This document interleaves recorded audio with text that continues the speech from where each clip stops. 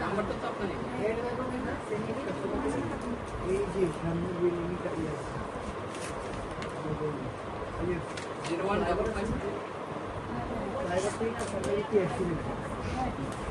0155 नीचे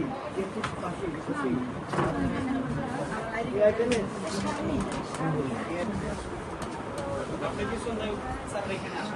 আপনার 35